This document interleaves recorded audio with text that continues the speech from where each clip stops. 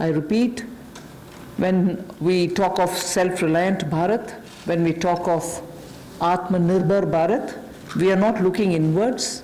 It's not isolationist policy. It is certainly making India strong, making India rely on its strength and be ready to face the global challenge.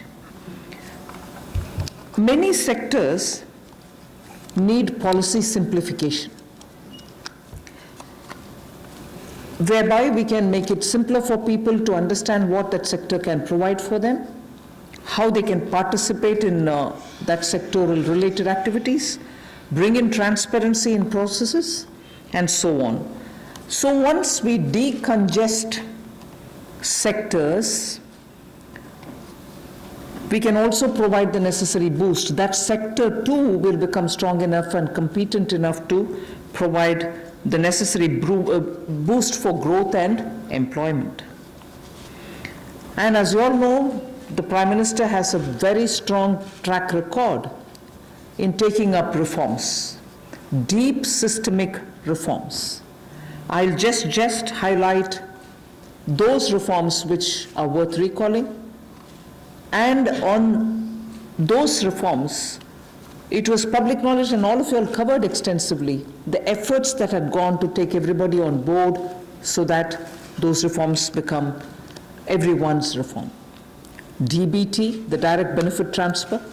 Today it's become very useful for us to be able to directly give money in the hands of people.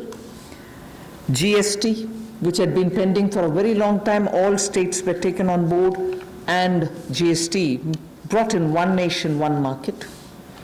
IBC, companies waited for decades to have their insolvency-related matters settled.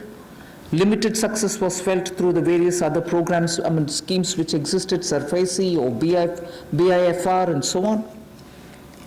Then the several steps which were taken for ease of doing business so that India becomes an attractive destination for investment. You also had the public sector banks reforms, not only just infusing some equity, but also making sure that they become professionally managed, although they are public sector banks, and performing well, but still they needed to have more professionalism, so that was also, and giving independence for them, because that's an area in which I would take extreme pride to say, between 2014 until today, you wouldn't have had one phone call going to any one of the banks saying, give this loan to my cousin or my whoever. No cronyism has been developed through the banks. Direct taxation reforms, Revenue Secretary is here.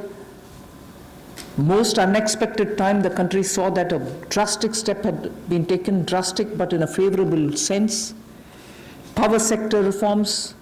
Uday was a scheme which was brought in with a great sense of wanting to clean up that sector.